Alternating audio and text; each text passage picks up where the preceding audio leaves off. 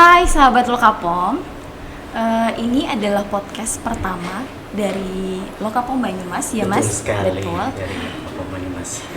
Perkenalkan, untuk podcast pertama kali ini akan dipandu oleh saya Lita dan rekan saya Rahmat, yang dalam tema. waspada dan bahaya narkoba bagi kaum milenial. Oke, monggo Mas Rahmat. Ini temanya di bulan mewaspadai bahaya narkoba gitu ya. Kita kedatangan dua narasumber hari ini, tentu saja selain dari tuan rumah, Kepala Lokapom Banyumas Pak Surya. Ada juga dari Badan Narkotika Nasional. Sebelum mengulik lebih dalam tentang waspada dan bahaya narkoba bagi kaum milenial, alangkah lebih baik ini kita perkenalan terlebih dahulu kepada dua narasumber ini. Katanya kan tak kenal maka tak sayang, atau tak kenal maka tak aruf. Gitu ya. Ngeri juga ya.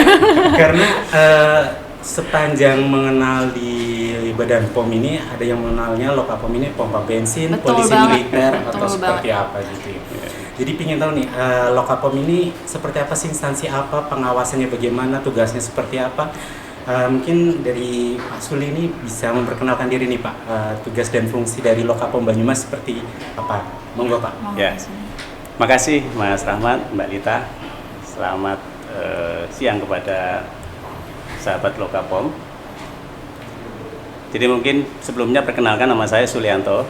Saya selaku Kepala Lokapom di Kabupaten Banyumas. Ya, tadi ditanyakan oleh Mas Rahmat, disampaikan oleh apa sih Lokapom? Taunya loka apa ya? Polisi militer, Iya, pompa betul. bensin gitu Ya. Pak. Ya, jadi Lokapom Banyumas itu penamaan nomenklatur salah satu UPT Badan POM yang ada di kabupaten. Jadi mungkin rekan-rekan sering mendengar ya Balai POM gitu ya, Balai Besar POM yang ada di provinsi. Nah, untuk di kabupaten itu nomenklaturnya namanya Lokapom di kabupaten mana? Seperti di sini di Kabupaten Banyumas. Nah, Lokapom di Kabupaten Banyumas ini memiliki wilayah pengawasan itu 4 kabupaten.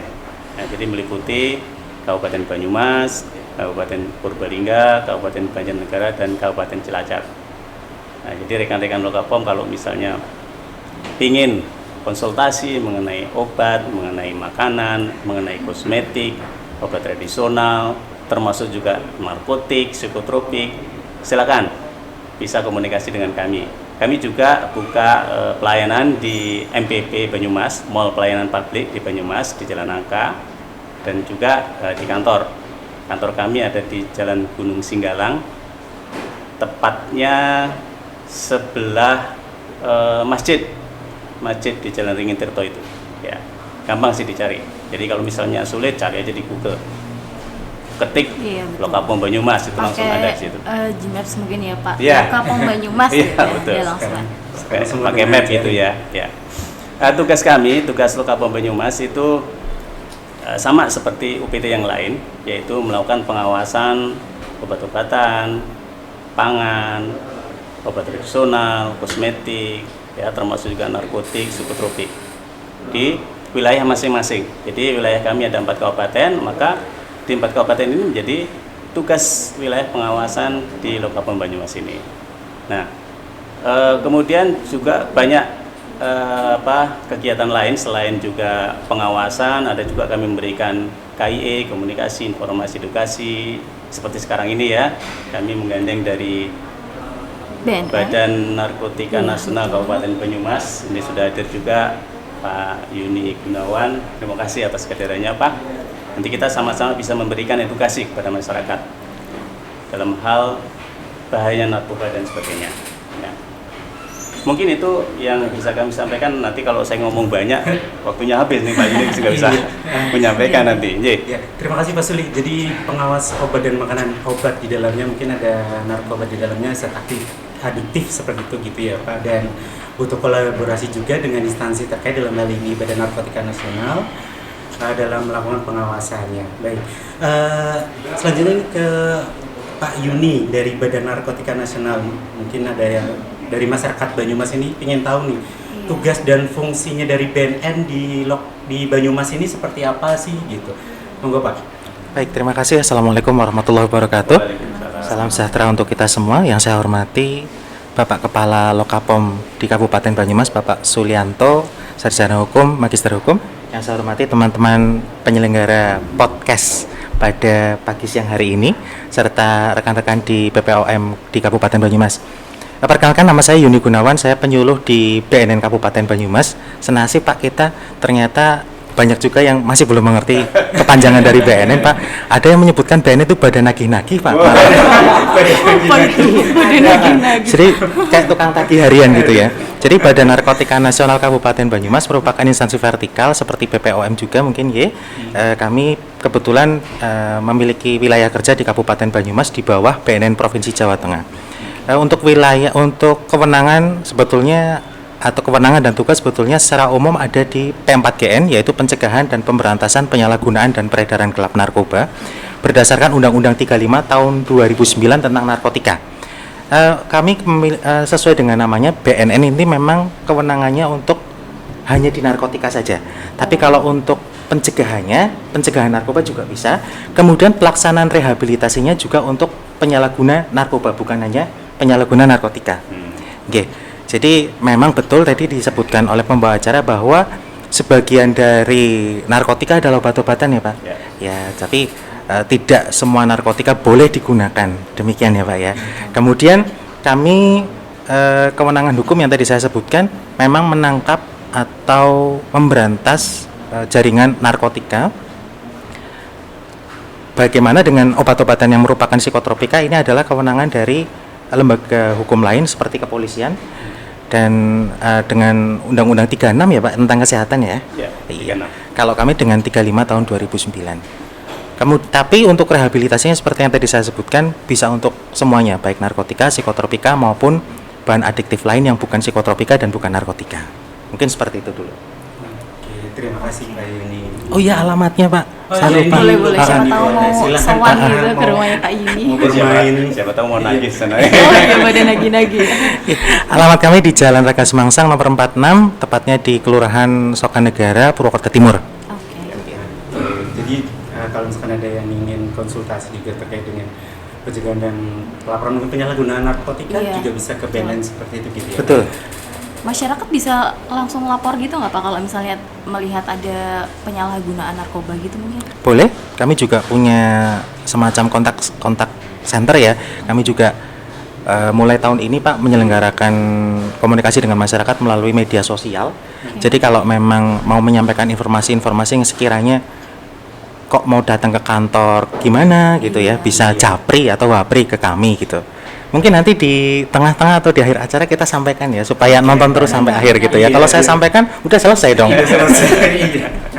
Terus nih kan narkoba itu sebenarnya bisa digunakan untuk apa nih ya? Sebagai obat gitu ya. Dikatakan sebagai obat yang ada yang bukan. Iya. Tapi ada juga nih sebenarnya bahaya di balik obat-obatan atau penyalahgunaan narkoba itu sendiri nih Pak. Kalau boleh tahu apa sih sebenarnya bahaya narkoba itu sendiri? Baik, sebelum saya menjelaskan itu mungkin paling enaknya saya menjelaskan dulu tentang narkoba itu apa ya. Jadi narkoba adalah singkatan mungkin semua sobat pemirsa sobat Balai POM ya? Lokapom. Iya, sahabat Lokapom sudah mengerti apa itu narkoba, tapi saya sebutkan lagi untuk narkoba adalah singkatan dari narkotika, psikotropika dan bahan adiktif lain atau zat adiktif lain, di mana narkotika adalah zat atau obat yang jika dikonsumsi dapat mengurangi atau bahkan menghilangkan rasa sakit. Jika digunakan terus-menerus dapat menyebabkan ketergantungan. Narkotika digunakan oleh tenaga medis atau oleh dokter dengan tujuan obat bius seperti itu. Nah, psikotropika biasanya digunakan untuk obat penenang. Nah, kemudian bahan dan zat adiktif adalah bukan narkotika, bukan psikotropika, tetapi jika tetap digunakan dalam jangka waktu yang lama bisa menyebabkan ketergantungan. Apakah kemudian ketergantungan ini menjadi bahaya? Sebetulnya iya dan tidak. Jadi ada kalanya ketergantungan di usia senja akan menyebabkan, kita ambil contoh kopi ya. Kopi jika selalu diminum bisa menyebabkan hipertensi, sehingga orang-orang yang dengan gangguan jantung atau memiliki penyakit jantung kalau minum kopi tidak disarankan karena bisa membuat detak jantungnya semakin meningkat, Iya. apalagi sampai ketagihan gitu. Dan kalau sampai nggak ngopi bisa lemes dan segala macam. Pada akhirnya dia terus-terusan harus ngopi dan mengalami hipertensi. gitu. Nah, untuk narkoba sendiri bahayanya sebetulnya selain ketagihan yang tadi saya sudah sebutkan, ada bahaya lain yaitu overdosis. Apa itu overdosis? Overdosis adalah kondisi ketika seseorang mengkonsumsi narkoba lebih dari batas kekuatan tubuhnya sendiri, sehingga ketika dikonsumsi akan bisa menyebabkan kematian atau kerusakan organ jangka panjang. Kemudian ada namanya resiko penggunaan zat berlebih dalam satu waktu atau penggunaan zat banyak zat dalam satu waktu, atau kita biasa menyebutkan dengan istilah oplosan. Ini juga banyak disalahgunakan oleh pemuda atau remaja di Kabupaten Banyumas, di mana oplosan itu sebetulnya bukan narkotika, tapi termasuk narkoba. Karena apa? Karena ini merupakan campuran dari mungkin alkohol, kemudian zat-zat psikotropika, bahkan obat-obatan biasa yang mungkin dijual di warung-warung atau apotek yang bisa didapatkan tanpa resep dokter, tetapi diminum tanpa menggunakan aturan. Jadi memang langsung dikonsumsi dalam jumlah yang banyak. Kalau misalnya obat, ini saya langsung ngomong obat ya, saya langsung bicarakan obat, dikonsumsi mungkin 3 kali sehari atau sesuai dengan petunjuk dan kebutuhan dari dokter gitu ya, atau dari pasien. Tapi ini diminumnya sekaligus langsung 20 dosis atau 20 saset dicampurkan ke alkohol. Ini sangat berbahaya karena dapat langsung merusak organ-organ tubuh bagian dalam, terutama ginjal. Nah, kalau ginjal sudah rusak, menyebabkan gagal ginjal yang akhirnya mengakibatkan kerusakan anggota-anggota tubuh yang lain. Seperti itu. Jadi saya tertarik nih dengan yang bukan narkotika ataupun psikotropika. Kalau budaya ngelem ini gimana, Pak? Karena kan banyak nih terjadi di anak muda nih. Itu termasuk dari kategori penyalahgunaan narkoba atau dari termasuk kategori? Iya, kalau dari pengertiannya, iya, karena zat Adiktifnya itu tadi. Tapi lem memang bukan zat yang bisa dikonsumsi ya Pak ya. Ini memang namanya penyalahgunaan zat gitu ya. Atau orang yang namanya orang dengan gangguan penyalahgunaan zat gitu. Nah, ini lem ini saya nggak apa-apa nih menyampaikan. Memang bukan dimakan, bukan diminum, tapi ternyata dihirup-hirup dalam kandungan lem tersebut bisa mempengaruhi kesadaran sampai akhirnya menyebabkan dia teler. Nah, teler ini akan mengakibatkan aktifnya beberapa hormon di dalam tubuh, namanya kurang lebih dopamin, kemudian ada oksitosin, kemudian yang lain-lain ya, yang menyebabkan dia bahagia, teler, dan mengakibatkan kalau berlanjut terus akan mengakibatkan ketergantungan. Ya, jadi selain merusak paru-paru dan organ nafas, dia juga akan menyebabkan ketergantungan dan membuat orang berperilaku seperti orang yang lemes gitu. Kalau memang bisa ditampilkan videonya ya, mungkin kalau nanti bisa diedit di belakang mungkin di tengah-tengah acara ini. Kalau memang sekiranya tidak melanggar etika, bisa ditampilkan video-video. Mungkin di YouTube banyak anak-anak jalanan yang lem ini sampai gemeteran, kemudian sampai matanya merah, diajak bicara itu nyambung, meskipun nyambung tapi sudah kayak orang ngefly gitu. Ini ternyata hanya nyedot-nyedot lem, bukan konsumsi narkotika, bukan konsumsi psikotropika. Ini sama berbahayanya. Jadi jangan sampai kita beranggapan bahwa nafsa itu yang bahan adiktif tidak berbahaya karena bukan narkotika. Bahayanya sama, resikonya sama. Justru orang-orang yang menyalahgunakan psikotropika atau obat-obatan atau zat adiktif lain, ini kadang-kadang malah lebih nekat daripada penyalahgunaan narkotika yang aslinya gitu. Karena makanya langsung banyak. Dan kalau sudah begitu ya resiko yang ditimbulkan juga semakin besar.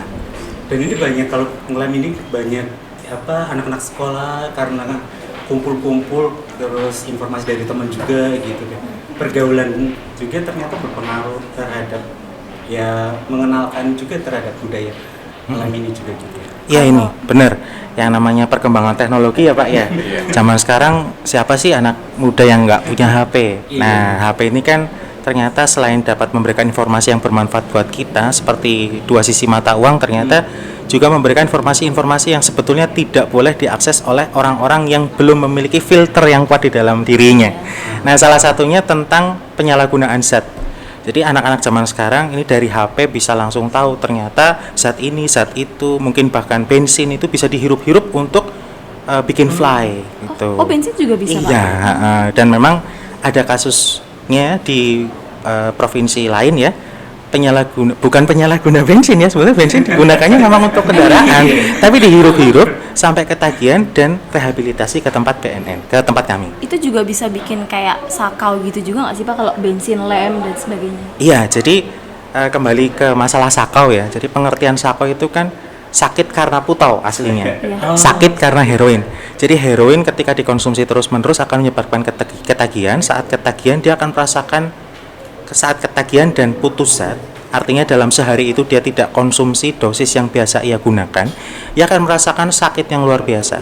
Dari tubuhnya, dari seluruh lubang di tubuhnya akan mengeluarkan cairan, air mata, kemudian hidung berair, kemudian semacam ngiler gitu ya, berkeringat berlebih, pipis tidak terkendali dan sebagainya, dan itu merasakan sakit yang luar biasa. Sakitnya seperti apa? Seperti ujung jari sampai mata itu ditusuk oleh jarum dan akan merasakan kram yang luar biasa sakit. Kita bayangkan ya, kalau kita olahraga tanpa pemanasan, tahu-tahu kaki kram, atau mungkin sobat POM pernah renang gitu ya. Saking semangatnya renang, nyebur, ternyata airnya dingin, kakinya langsung kram, itu sakitnya luar biasa. Bayangkan itu terjadi di seluruh tubuh. Nah, ini namanya sakau. Nah, tapi pada perkembangannya ternyata sakau itu tidak hanya di heroin gitu loh. Di istilahnya itu dipakai. Jadi sakau ini ketika seseorang berhenti menggunakan atau berhenti mendapatkan dosis narkoba yang biasa ia gunakan. Sakau juga terjadi pada mungkin yang suka konsumsi tembakau ya, dalam artian rokok ya. Baik, coba deh tanya sama orang yang suka merokok atau terbiasa merokok, sehari nggak merokok rasanya gimana sih? Wah, mesti gelisah, tidak semangat, tidak bisa mikir, nggak mood dan lain sebagainya. Nah, itu juga termasuk gejala putus zat. Nah, ini kalau di narkotika namanya sakau gitu. Nah, si lem ini kalau misalnya tidak di si anak ini ya, tadi saya cerita seorang anak ini menghirup-hirup lem sampai kecanduan, ini tidak menghirup lem, rasanya katanya seperti kurang semangat, kemudian tidak bisa berpikir, kemudian tidak bisa berkonsentrasi dan sebagainya. Pada intinya kecanduan ini akan mempengaruhi secara fisik dan psikis gitu. Psikisnya itu dia akan terus resah, tidak semangat dan lain sebagainya. Tapi kalau untuk fisiknya dia akan merasakan sakit dan tidak nyaman di seluruh tubuh. Demikian. Ya. Terus saya juga jadi ingat nih, kembali ke yang tadi pengertian ada kalau narkoba ada narkotika, psikotropika, dan yang bukan narkotika dan psikotropika termasuk dari tanaman ganja. Ini ada yang menanam sendiri karena bilangnya untuk pengobatan. Pernah ada kasus di berita tuh buat pengobatan istri gitu, karena ada penyakit kanker sehingga si suaminya ini menanam. Ini sebenarnya diperbolehkan atau enggak sih? Terus kenapa sih ganja ini adalah salah satu tanaman yang sangat berbahaya dan juga sebagai dikatakan tanaman narkoba? Baik, terima kasih. Mungkin nanti dijelaskan lebih lanjut sama teman-teman di balai Lokapom atau Pak Kepala ya. Cuma saya menyebutkan secara garis besarnya saja bahwa narkotika seperti yang tadi saya sebutkan pengertiannya adalah zat alami dan zat sintetis. Bisa sintetis, bisa alami. Nah, ganja termasuk narkotika golongan 1 ya, zat alami narkotika yang tidak boleh digunakan untuk tujuan apapun. Tidak digunakan untuk tujuan apapun. Jika mau digunakan untuk tujuan iptek, itu pun harus mendapatkan persetujuan dari Menteri Kesehatan. Jadi pengawasannya begitu ketat, begitu luar biasa. Nah, pada kasus yang tadi memang sempat menjadi kontroversi di kalangan masyarakat ya. Jadi masyarakat pro dan kontra. Ketika si suaminya tadi disebutkan ditahan sama aparat, akhirnya istri meninggal karena tidak mendapatkan zat ganjanya gitu ya. Nah, ini yang menjadi penting saya sampaikan kepada semua orang di sini yang mungkin melihat gitu, bahwa narkotika golongan 1 sudah diatur dalam Undang-Undang 35 tahun 2009, ada ancaman hukumannya bagi yang menyimpan, memiliki, mengedarkan atau menjual. Jadi menyimpan saja, menanam saja sudah bisa kena ancaman hukuman. Karena tidak boleh digunakan untuk tujuan apapun. Nah, dengan dasar itulah maka si suami ini ditangkap. Nah, kemudian ada yang pro. Kenapa sih kok sampai ditangkap dan si istri tidak mendapatkan ganja, nanti sakit lagi dong.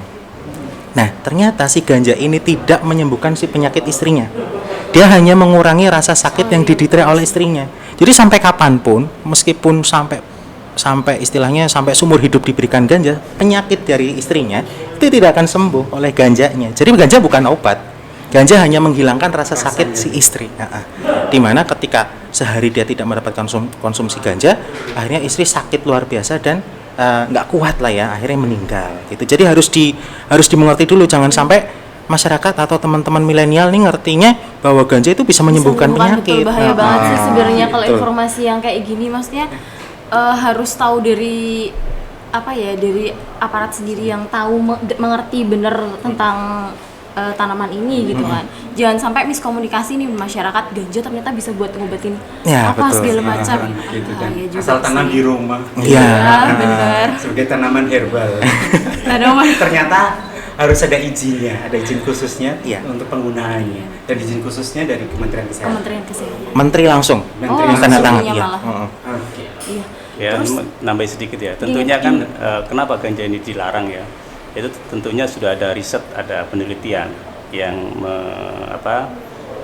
memberikan kesimpulan seperti itu, sehingga tidak bisa untuk pengobatan.